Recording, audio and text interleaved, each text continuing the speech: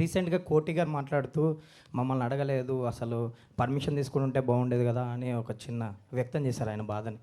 ఏమంటారు? సో దాని తర్వాత వెళ్ళి నేను ఆయన కలిసానండి. అండ్ మేము కొద్దిసేపు నవ్వుకున్నాం. ఎందుకంటే యాక్చువల్లీ ఆదిత్య వాళ్ళది ఈ పాట, ఈ ఆల్బమ్ అంతా ఆదిత్య వాళ్ళది. సో మేము అనుకున్న ఎన్ఓసీలు, అవసరమైన పర్మిషన్స్ తెచ్చుకున్నాము. అండ్ ఆ ఇన్ఫర్మేషన్ ఆయనకి పాస్ ఆన్ అవ్వలేదు ఆ టైం. ఆయన బాధ అదే కదా. అవును, అంతే. పర్మిషన్ అడగలేదు. యాక్చువల్లీ అండి అది నిజమైన బాధే. ఎందుకంటే మనం సినిమా తీసేటప్పుడు రాసిన మనిషి కానీ, ప్రొడ్యూస్ చేసిన మనిషి కానీ, ఆ పాట అల్లిన మ్యూజిక్ డైరెక్టర్కి కానీ వాళ్ళకి ఏమవుతుందంటే, మేము ఆ టైంకి సినిమా అమ్మేస్తాం, మాకెవ్వరికీ రైట్ ఉండదు. యాక్చువల్లీ చెప్పాలంటే ఎవ్వరికీ రైట్ ఉండదు. తెలియకుండా పాడిన మనిషికి కాస్తో కూస్తో రాయల్టీ వస్తుందంట.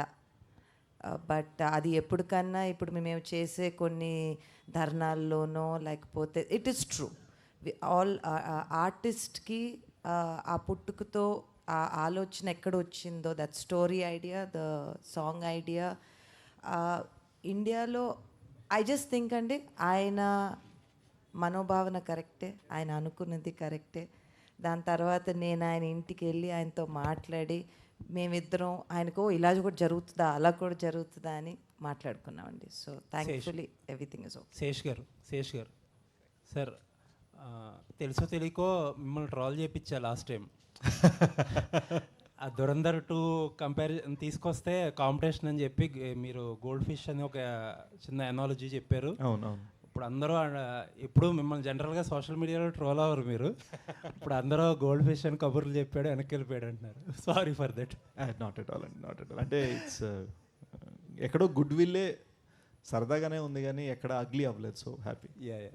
అండ్ మీ కెరీర్ ఫస్ట్ నుంచి కూడా you have been trying different genres కదా, థ్రిల్లర్స్ కానీ బయోపిక్స్ కానీ ఏం ట్రై చేసినా మీ పీర్స్ అందరూ కూడా డిఫరెంట్గా ఒక కమర్షియల్ వేలో వెళ్తుంటే you always try different. So ఆ యూనిక్నెస్సే ఎప్పుడు శేష్ని కాపాడుతూ వచ్చింది. And you delivered films for the first time.